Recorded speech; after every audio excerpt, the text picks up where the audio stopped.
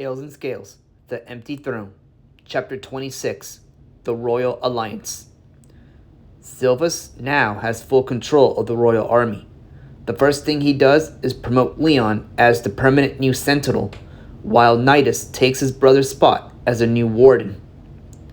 Second, he begins to coordinate efforts to bolster the numbers of the royal army by having them go on missions to aid the nearby settlements to encourage recruitment, and also to show that the royal army has returned.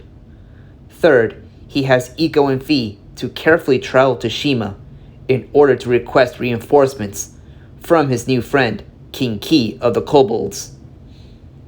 Right now, Silvus is inside the private king's room and office, sitting near a fancy desk.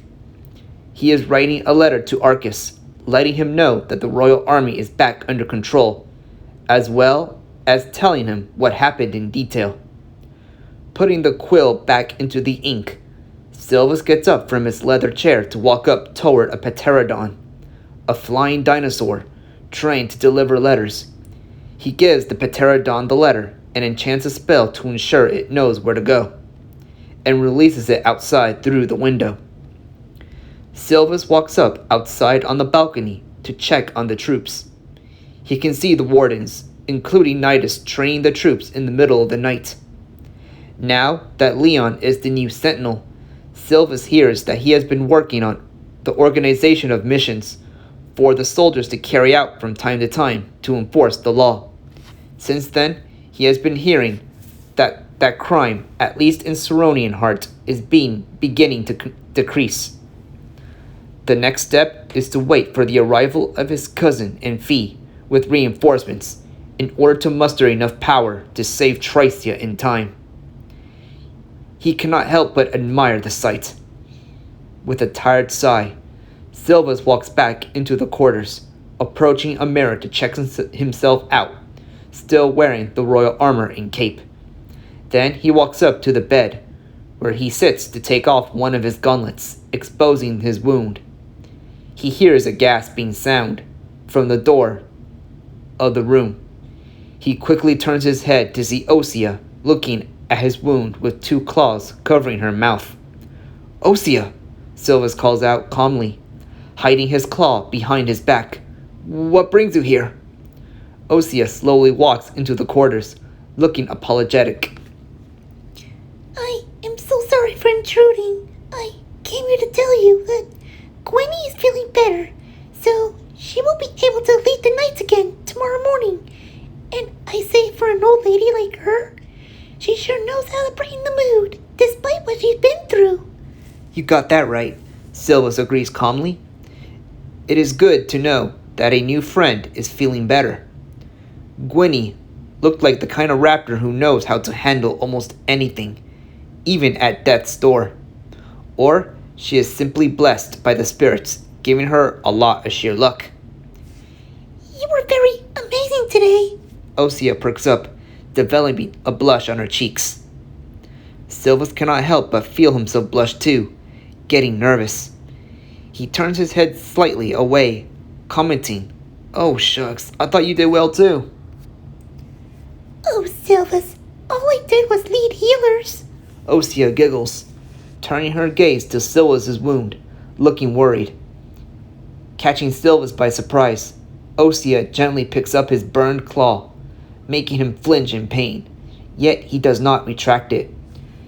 "You poor baby, what happened?" Osea scans Silvus's burned claw with her beautiful eyes. Believing he can trust her now, he decides to tell her what he remembers, considering what they have been through. Silvus thinks she deserves to know how he got such a wound. "When I was a young hatchling, I was practicing mist spells in order to gain entry to monastery." Silvus sighs and turns his gaze at the open balcony, staring at the stars. "One day, in the middle of my old castle's courtyard, I was demonstrating a fireball spell with Sulfi. The fireball spell, as you know, is an advanced spell that is not suitable for beginners. Sulfi tried to warn me, but I was foolish enough to try it anyway. When I got distracted by the smell of crab biscuits from Tricia? The fireball suddenly burst in front of me, catching my left arm on fire. Silvus turns his gaze back to Osea, who has a shocked expression with sympathetic eyes. Luckily, a drone was nearby, carrying a bucket of water, and used it to extinguish my arm. I was immediately taken to the castle infirmary, feeling very traumatized, with my eyes glued to my arm. Since then, I have developed this fear of fire, to the point that not only I do refuse spells that deal with fire, but also avoid areas with fire in them. You poor thing. And you're still afraid of fire after all these years? Osea asks after Silvus finishes his story, confirming his pyrophobia. Can healing mist treat it? The healers told me that the burn is so great, not even healing mist could completely heal it. Silvus gets up from the bed and puts back the gauntlet, wincing in pain. The best I can do is wear left claw gloves or gauntlets to not only hide my wound, but also shield it from getting touched. Now you know why I wore that when we first met, Silvus clarifies as a guard bursts into the room, getting the attention of both him and Osea. Your Highness, there is a group of soldiers heading this way, the guard says directly to Silvus with a salute. What banners do they hold? Silvus asks the guard. Light blue, background with a green tri-top head in the middle, with green swirling roots on the border. Silvus widens his eyes, knowing what the guard described. Go find a sentinel and tell him to round up the royal soldiers. To wait near the gates, he orders the guard. The guard salutes again with a bow and rushes to find the sentinel. Is it the kobold you spoke about? Osea jumps off the bed with a squeal, excited to learn about a new society. There is only one way to find out, Silvus answers with a smile as they both leave the room to meet up with the others. All the royal guards stand by the main gates as ordered. Leon stands proud, wearing the black cape of a sentinel. Seeing Silvus enter the walkway with Osea following suit, Leon shouts, Royalty at the bridge! Followed by a salute. The guardsmen greet him by bowing as Silvus passed through. Approaching Leon, Silvus tells him to order a gate guard to open the gates. The former does as he is ordered and gives the command. The gates open.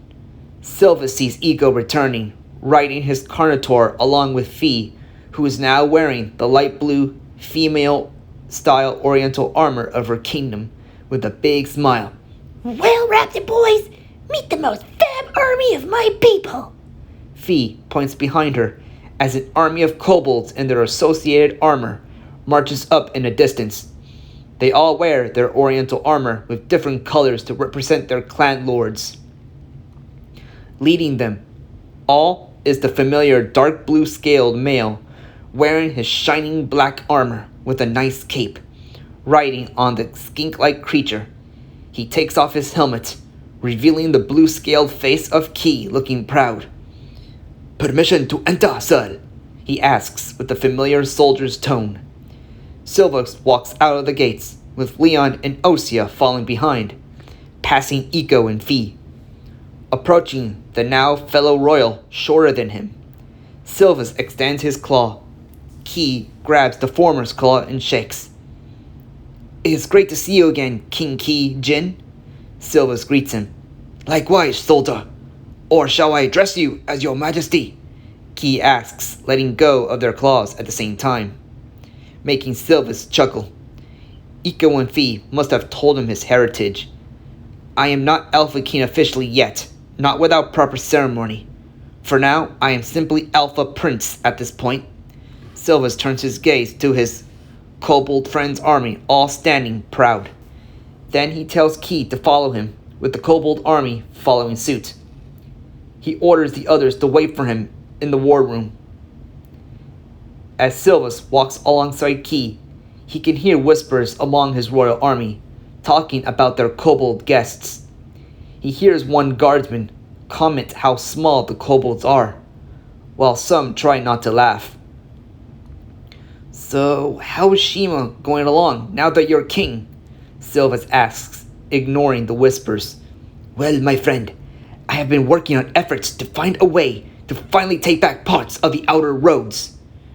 With my sister and your cousin requesting me to send aid, I could not help but agree to fight by your side again." "Who is watching over your kingdom while you're gone?" Silvus asks Key, as they are about to stop by the main keep. "My wife volunteered to be regent," Key responds. "You have a wife?" Silvus raises an eyebrow. "We have been married for a while now. I apologize for not mentioning that earlier, as we were too busy finding my sister." Key apologizes as Silvus opens up the doors for both of them to enter, leaving the two royal armies to mingle.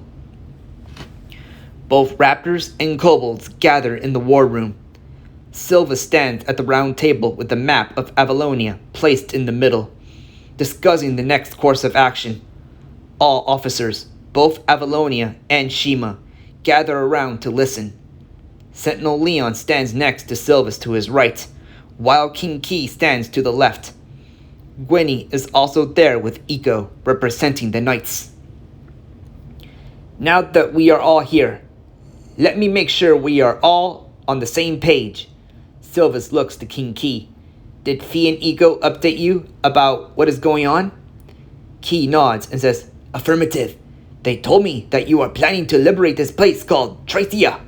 I'll admit, I agreed to this alliance, not only because we owed you, but also because the entrance of my kingdom is around that territory, which means if Tricia falls to the rebels, they will come for Shima as well."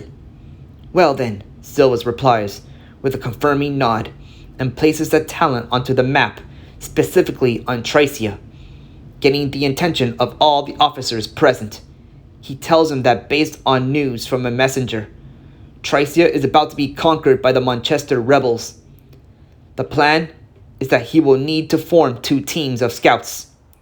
One will patrol into Tricia in order to navigate the safest route through the royal border so they can launch a surprise attack and save what is left of Tricia. Because kobolds are not known among raptors, Key volunteers to send a few of his troops to scout in. Another patrol will make a journey into Creston in order to request even more reinforcements by the next sunrise. Silvus stands up straight and asks if any raptor or kobold has questions.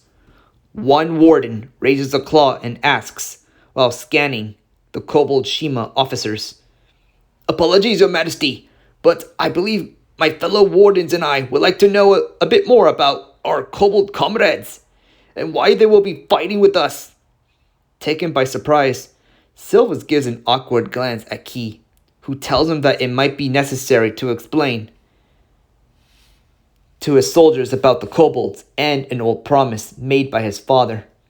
"It's a long story," Silvus nervously responds, making the Raptor Avalonia wardens and the kobold Shima officers exchange looks. The time has come. Both armies of Avalonian Raptor and Kobold march out of the fort, making thumping sounds echoing in the forest. The marching is so loud that raptors in nearby hamlets cannot help but gaze with curiosity or fear. Silvus leads the two armies on his Carnotaur northeast from the fort where Tricia is located. When they approach the border gates, not taken over by the rebels yet, they are greeted by an army of raptors in guard militia uniform, wearing helmets with red feathers on top. They are the Creston militia forces.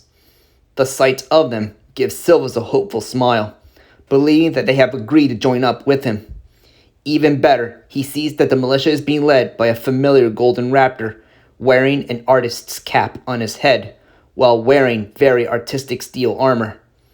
First Delta, Da Vincio Nardo, is riding on his Carnotaur in a fancy manner, with a big smile on his face, spotting Silvus in sight. "Silvus, my dear friend, what a great pleasure to see you again," Nardo greets him as the two armies get close to each other. "Likewise, Nardo." Silvus scans around the Creston militia, noticing that the Beta Lord is not present. "Where is your uncle? Is he not joining us?" Nardo's expression changes from joy to sorrow. He closes his eyes, telling him, "As much as my uncle would love to aid you in this glorious war for saving my life, yet he caught such a dreadful fever. So he had me go on instead." A chuckle can be heard from Eco, earning an eye roll from Silvus. Probably he still thinks how much of a drama king Nardo is. Shaking it off, Silvus tells him, looking proud, "Well then, I assume the scout told you the details?" "Oh, yes, he did. Is it really true that you yourself are the fabled lost heir of the mighty Ultimars?" Nardo asks with a shocked gasp. His puts on a face of utmost glee, beaming his eyes. It is true, First Delta. Sylvie here as well. Might as well be some prophesied hero that we don't know we need. Osea, who is sitting behind Silvus, confirms, grabbing him into a hug, making the nearby soldiers make small laughs to themselves. Silvus does not mind, as he keeps his smile, staying focused for the task at Claw. "Then let this be like the heroes of old, and be out to vanquish those fiends who have been terrorizing this mystical land for all these years." Nardo pounds a claw to his chest. The gates beside them begin to open, revealing a kobold scouting party of 4 running up to them. The kobold scouting party approaches between Silvus and Key and kneels to their king directly. "Report, soldiers!" Key demands to his scouts. "The Raplets in orange are approaching a wooden city defended by those in purple," one kobold scout says. "The ones in purple seem to be very desperate, as they have lots of barricades set up with at least 5 catapults set up," another kobold scout adds. Nardo scoffs, as if what he heard meant nothing to him, and brags, "Still using catapults? My fellow Raptors of Creston made this." He points toward his troops and orders them to make way, showing them 10 ballistas on wheels. One of the various inventions that the Avaloian Raptors of Creston like to take pride in. Regardless, Silvus does not want to waste any time, so he has the entire army, now including Creston, move forward, approaching the border gates into the swamp.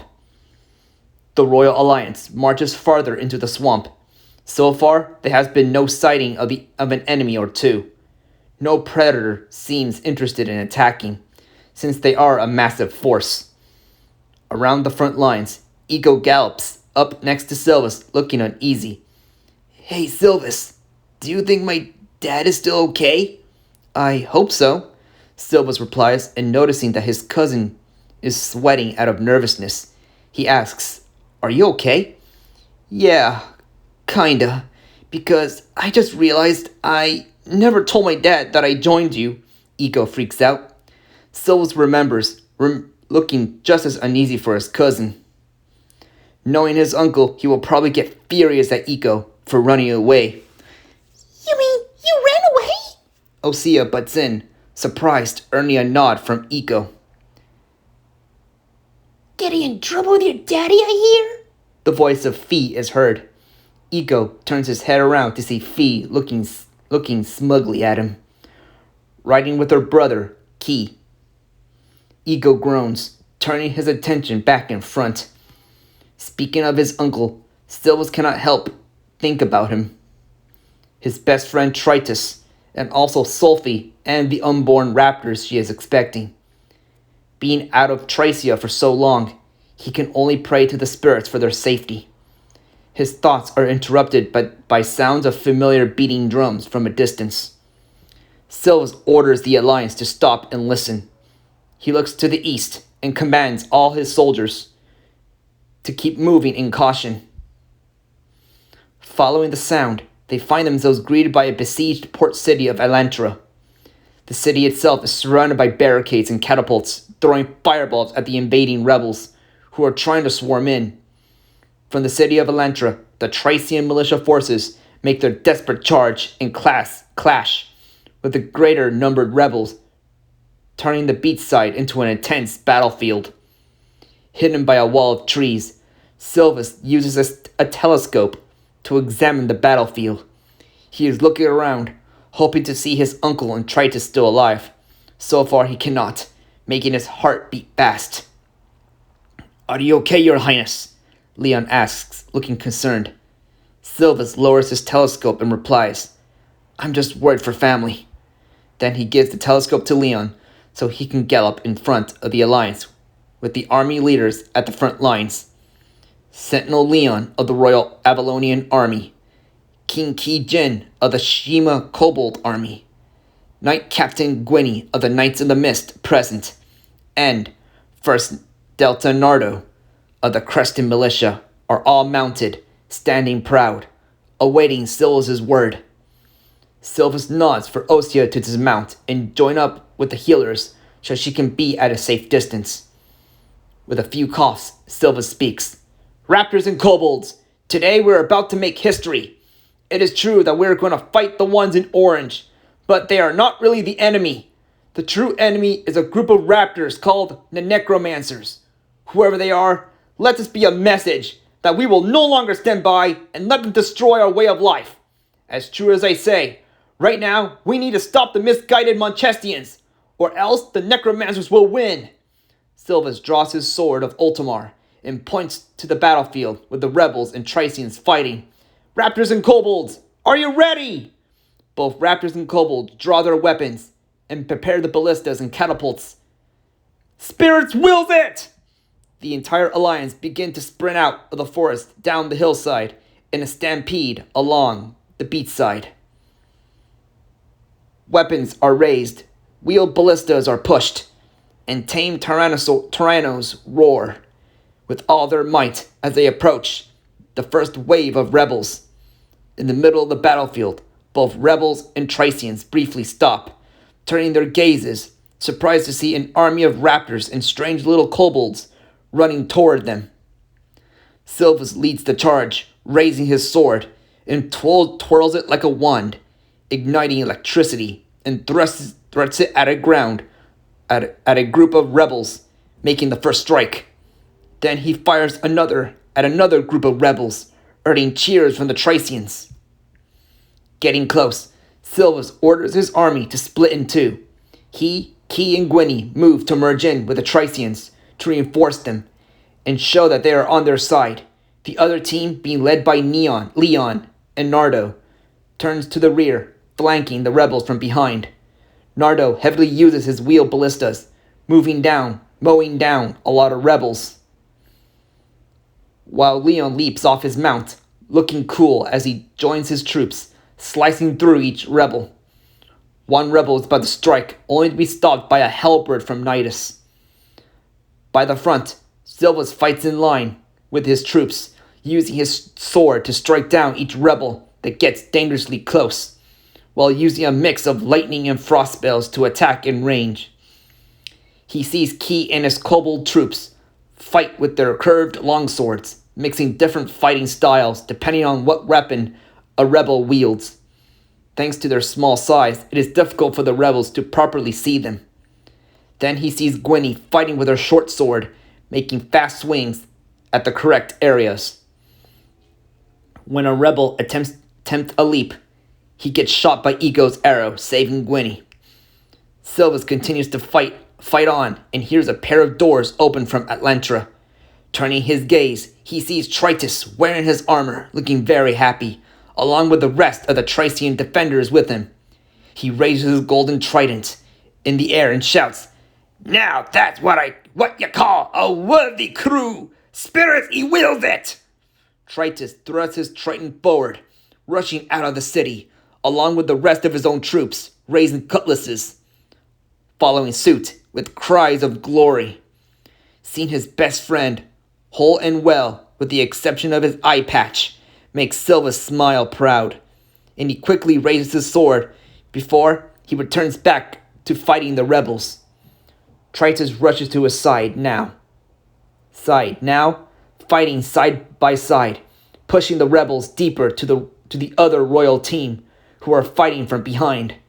Sandwiched, the rebels begin to get overwhelmed, showing signs of demoralization as they lose even more of their troops.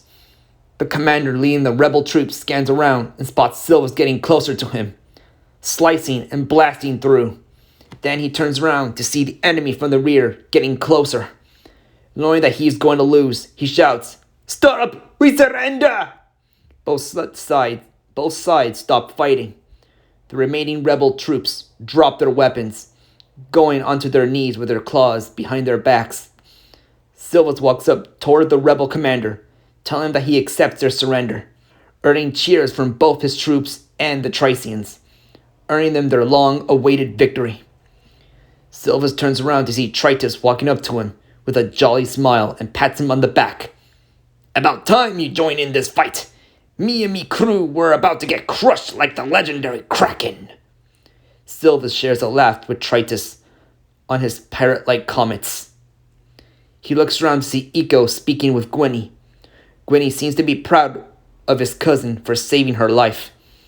That is, until he finally spots his Uncle Orzim wearing his old Knight of the Mist armor, storming up to Eiko and looking very angry. Eiko turns around with a gulp, knowing that he is in big trouble. Gwenny backs away, not wanting to get involved. Approaching Eiko, Orzim furiously slaps him in the face at least 10 times. "Where have you been? Your sister and I have been worried sick, believing that you were killed by bandits or worse." Eiko does not moan or complain. Instead, he puts on a guilty face, knowing that he deserves it for running away with Silvus. "I wanted to show that I could grow up, Dad. I know what I did was wrong, to run like that, but I just want to finally make you proud." Eiko closes his eyes, looking down. Orzim wants to give him another slap, but he notices the armor Eiko is wearing, looking surprised. "Son, did you join the Knights of the Mist?" "I thought by joining it could help me learn to be more mature, and they did." Eiko perks up. He's right, Orzim." Gwenny joins in, confirming Eiko's experience. "He proves himself to be a very capable member of our order." "Is he?" Orzim scratches his chin. "I'll speak of your punishment later, but right now, where's Silvus?" Hearing that he is asking for him, Silvus tells Tritus to wait so he can approach his uncle. Passing through the cheering guards, he gets his uncle's attention with a few coughs. Orzim turns around to see Silvus wearing the royal armor with a smile. "Nephew, you made it alive!" Orzim runs up, embracing him into a quick hug. Breaking the hug, Orzim looks around, hoping to find a particular raptor. Looking concerned, he asks, "Where is your mother?" Silvus turns his expression from joy to sadness. He looks down at the ground with a tear coming down from his eye. "Silvus?" Orzim looks at his only nephew, worried. Silvus looks back up, still with a face of mild sadness, telling his uncle, "Mother is in a better place." End of chapter 26. Be sure to leave a like, a comment, and please subscribe if you want to see more chapters of Tales and Scales, The Empty Throne.